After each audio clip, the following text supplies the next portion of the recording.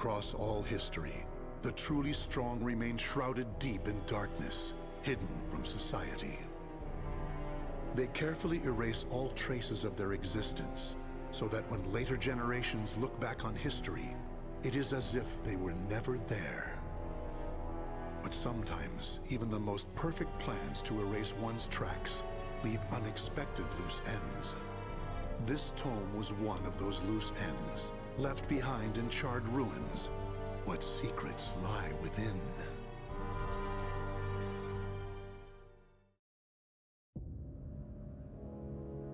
Zasalamel created me.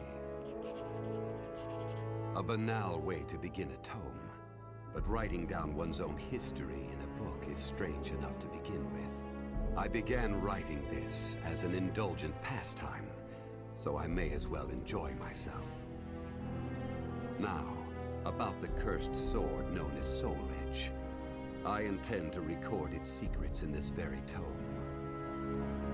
However, I must exercise caution. A fitting end awaits all who seek the cursed sword. Some may laugh and call this an exaggeration. Should anyone who has held that sword ever read this tome, though, I'm certain they'll agree with me. The origin of Soul Edge is a mystery. Legend says it was once an ordinary sword, void of any power. But after fighting on countless battlefields, it gathered a great deal of negative power, until a curse fell upon it. That much is true. All who took Soul Edge in their hands became slaves to the blade, murdering until they bled their last drop of blood. That is why so few know of it, despite its appearances time and time again throughout history. Until, that is, an age long past, when there appeared a man with a mind powerful enough to resist the sword's control. He was known as the Hero King.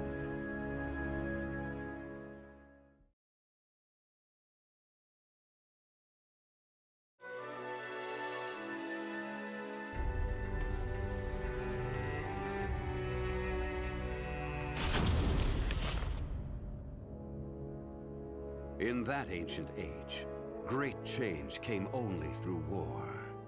Thus, controlling Soul Edge meant ruling the world. The Hero King, being the man he was, one could say it was inevitable that he would bring peace to this warring world. I won't record the Hero King's name here. Someday I may decide the time is right to reveal it, but that time isn't now. It is said the Hero King lost Soul Edge due to his jealous son. After the Hero King killed his son, the spirit sword Soul Calibur was born from the remnants of the cursed sword. Indeed, the cursed sword and the spirit sword both come from the very same steel. While the name Soul Edge is known to a select few, the name Soul Calibur is known to almost no one. There is a reason the Spirit Sword was never revealed to the world. Some say the Hero King created the Spirit Sword, but the truth is that the Hero King risked his life and failed. Those who would carry on the dead king's wish and perfect Soul Calibur were to come later. They were known as the Guardians of the Spirit Sword.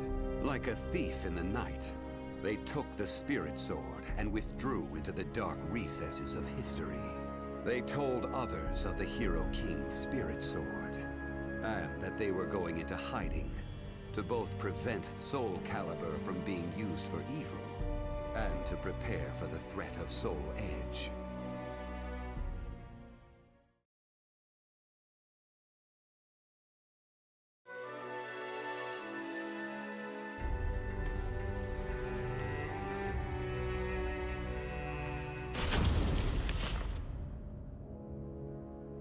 The Guardians of the Spirit Sword only entrust Soul Calibur to a select few.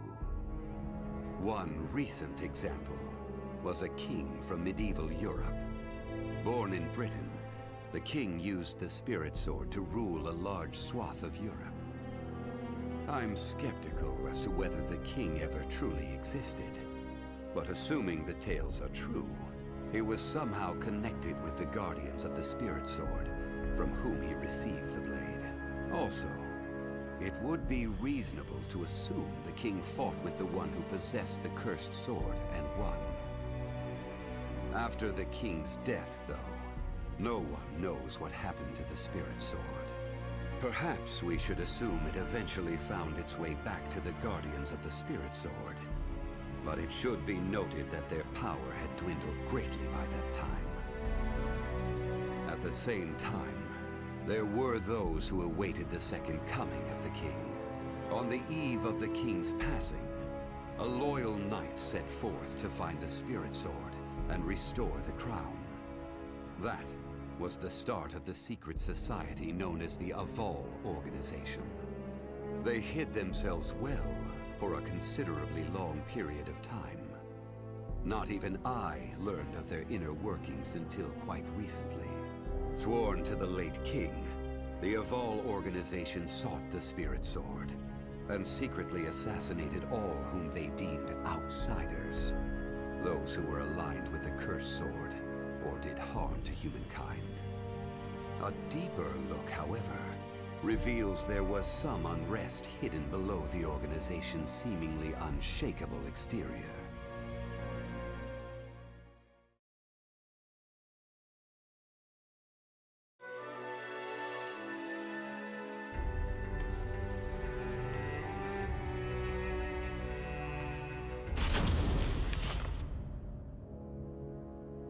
After slumbering in the shadows of history, Soul Edge was awakened by the pirate Cervantes de Leon. Cervantes attacked the ship of one who had won Soul Edge at an auction. He stole the cursed sword and became its puppet. Soul Edge changes its form depending on its wielder. When Cervantes took up the cursed sword, it transformed into 2 blades. And after nearly 30 years of slumber, it caused that terrible catastrophe. Cervantes and the cursed sword were defeated by a female warrior, and one of the blades was destroyed. Shattering without coming in contact with the Spirit Sword was a first for Soul Edge. Immediately afterwards, the evil seed occurred. The evil within Soul Edge was unleashed upon the entire world. Why did the evil seed occur? What havoc did it wreak where it landed? Not even I have any way of discerning this. But one thing is certain. Ever since that day, the cursed sword's malfested kin have been swiftly multiplying. What does it mean to be malfested? It's extremely hard to define, for the resulting phenomena are so varied. There are those who undergo monstrous transformations, while others look no different from ordinary humans at first glance. In addition to humans, some animals have experienced transformations as well. Common traits of the malfested include heightened fighting instincts and violent tendencies. Some become beasts, hungry only for slaughter, while others use strategy to entrap powerful foes. But they all slip into towns and cities, seeking blood under the cover of darkness. Sometime after the evil seed, the Azure Knight Nightmare appeared. Rumors said he possessed Soul Edge, and his string of indiscriminate murder seemed to agree with this. Personally, I was also interested in discovering this knight's true identity. I then received news that the Aval Organization had encountered him and were defeated. It intrigued me that there seemed to be someone in their organization deeply interested in the evil seed.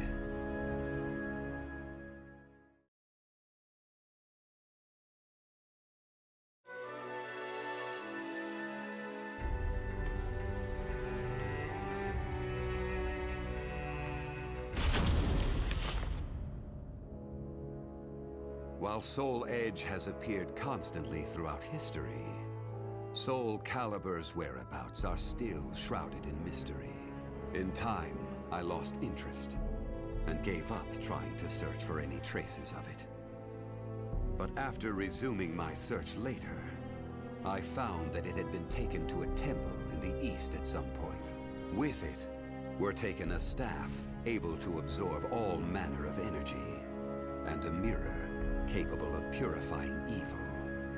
These sacred treasures were used to create Soul Calibur and amplify its power. No one knows what had happened to the Guardians of the Spirit Sword, but they must have met with ruin, losing the Spirit Sword and their other treasures. As for the temple, it later became Ling Shengsu, a famous martial arts dojo that worshipped the Spirit Sword and the other weapons as the three sacred treasures. But now the Spirit Sword is no longer there. The evil seed deeply affected Ling Shengsu, and most likely caused it to attract evil energy. Its martial arts students were soon overcome by madness and battle lust, and ended up killing each other. The temple fell in a single night. Therefore, no one knows what happened to the Spirit Sword. Only one student of Ling Shengsu survived. While the survivor didn't possess Soul Calibur, there was clearly merit in looking into him. What powers did he possess? What could he accomplish? I was deeply intrigued.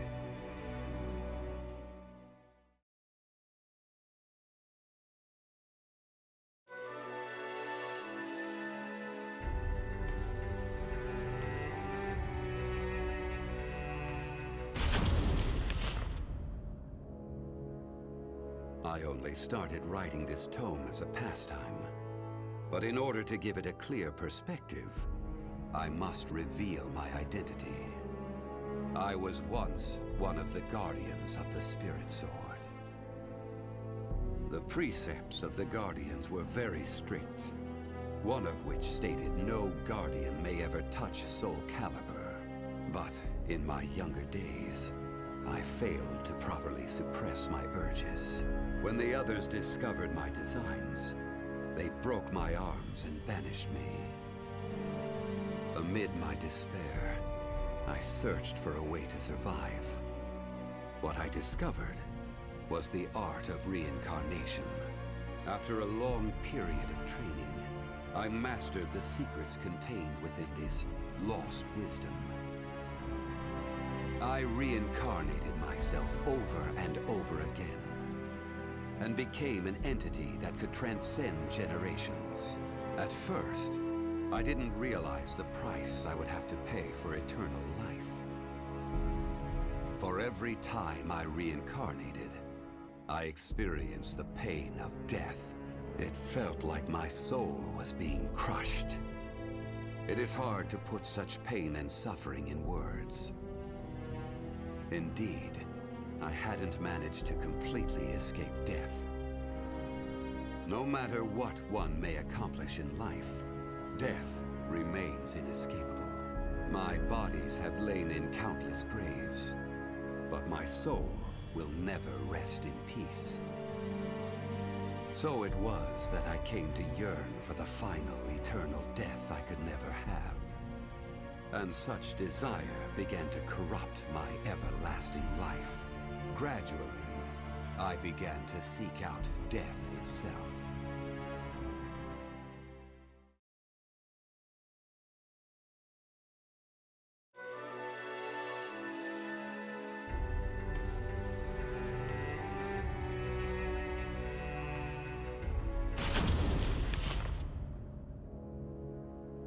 That was 1,000 years ago.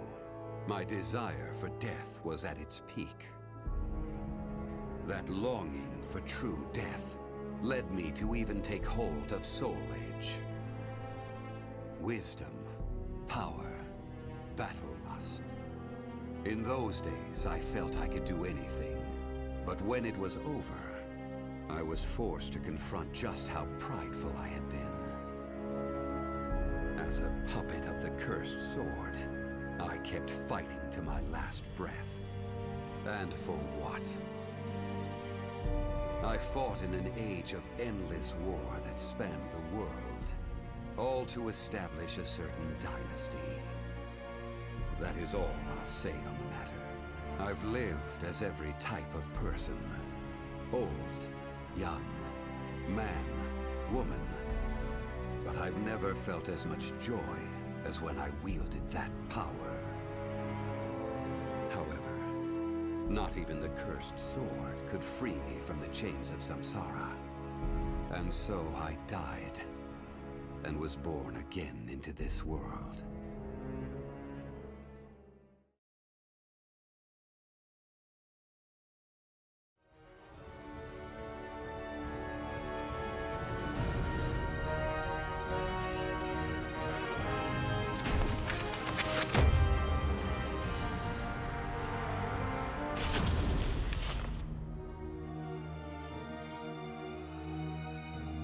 This tome has become much longer than I imagined it would be. I may have gotten carried away and written a bit too much, but I hope you understand I didn't have time for editing. Not that it matters, as I plan to burn this book to ashes. It may seem strange for me to care about time, as death holds no sway over me. But time waits not, even for the eternal. The cursed and spirit swords are together, and their power grows. Now is the perfect chance for those who seek power. It is time for me to take action. I once wished for death, but now I wish for something else. Now, I wish to cultivate the potential that people possess, and lead them to a glorious new future. I seek not meaning or understanding in this. I am not even certain from which of my memories this thought sprang. I feel as if it has always been inside of me, like a memory from a past life. I've thought of one other possibility. Perhaps this memory is from the future, sent back to me by my future self. Or maybe I simply have too active an imagination. Whatever the case, everything will begin once I acquire the power I need. The cursed sword and the spirit sword.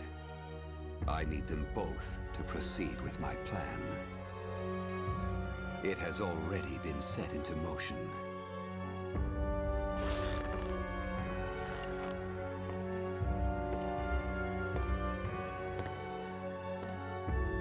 The time has come. Now I shall harvest the fruit of my labors.